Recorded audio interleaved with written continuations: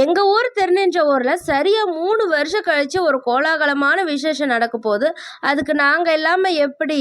அதனால் காலங்காத்தாலே கிளம்பி போயிட்டோம். இந்த இடம் ரொம்ப வெறிச்சோடி போய் நார்மலாக ஏதோ விசேஷம் நடக்கிற மாரியே தெரியல, அப்படி தானே இருக்குது. ஆனால் இது ஒரு 10 நிமிஷத்துக்கு முன்னால், அதுவே இப்போ பார்த்தீங்கன்னா சும்மா ஜிகு ஜிகு ஜிகுன்னு ஜனங்க அப்படியே ஒரு ஈக்கள் கூட்டம் மாரி அப்படியே முச்சிட்டு நின்றுட்டு இருந்தாங்க. காரணம் வந்து நம்ம பக்தவச்சல பெருமாள் அவரோட பக்தருங்கள பார்க்க, அருள்பாலிக்க அப்படியே கோலாகலமா அவரோட தேர் திருவிழால சும்மா சூப்பரா கிளம்பி வந்துட்டுருக்காரு. இந்த ஒரு நாளுக்காக தான் தெரிஞ்ச ஒரு மக்கள் கடந்த 3 வருஷமா தவம் இருந்து நம்ம பக்தவச்சல பெருமாளாண்ட வேண்டிட்டு இருந்தாங்க. இன்னைக்கு தான் அதுக்கான நாள் வந்திருக்கு. ஆனால் எங்களை பொறுத்த வரைக்கும் கிட்டத்தட்ட 5 வருஷமாவே நாங்கள் தேர் திருவிழாவே பார்க்கல. இன்னைக்கு தான் பார்க்க வந்திருக்கோம். அதனால காலங்காத்தால 8 மணிக்கே நாங்கள் கிளம்பி வந்துட்டோம்.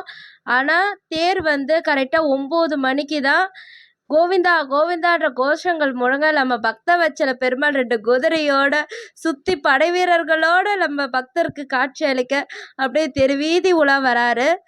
அவ்வளோ அழகாக இருந்து பக்தர்களுக்கு கால் சுடக்கூடாதுன்னு தண்ணி ஆறாக ஓடிட்டு இருந்து, அதே போல் அவங்க எந்த விதத்துலேயும் வெயிலில் சோர்ந்து போயிடக்கூடாது. ஒரு சைடு ஐஸ்கிரீமு, ஒரு சைடு ஜூஸு, ஒரு சைடு மோர், ஒரு சைடு தண்ணின்னு மாற்றி மாற்றி மாற்றி டிஸ்ட்ரிபியூட் பண்ணிகிட்டே இருந்தாங்க. அது மட்டும் இல்லாமல் இப்போ இந்த நிற்கிற இடத்துல வந்து அம்மனுக்கு சீர்வரிசை கொடுப்பாங்க.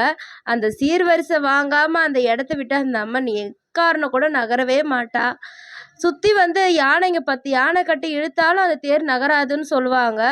அதுவே அந்த சீர்வரிசை வாங்கின அடுத்த நொடியே அம்மனோட வேகம் அவ்வளோ வேகமாக போய் நிற்கிறதும் தெரியாது, நடக்கிறதும் தெரியாது, அவ்வளோ சீக்கிரமாக போய் தேரடியில் நின்றுவா.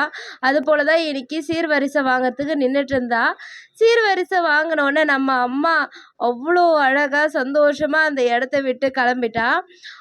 வேகமாக போயிட்டு இருந்து நம்ம தேர்.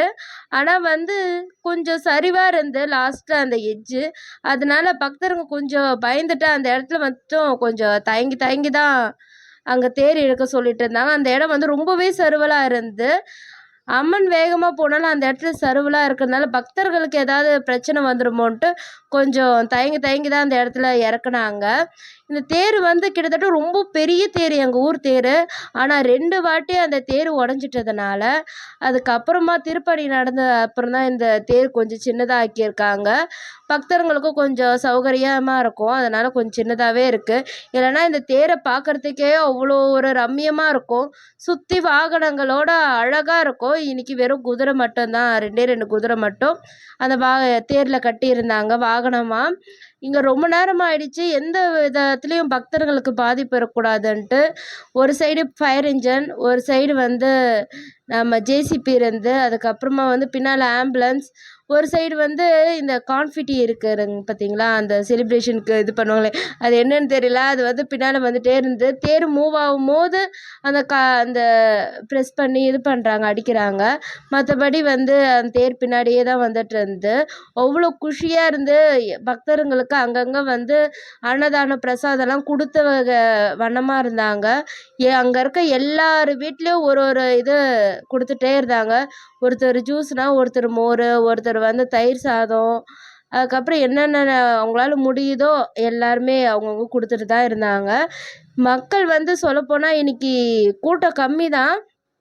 இது கூட்டம் அதிகம்னு சொல்கிறாங்க, ஆனால் இது கிடையவே கிடையாது.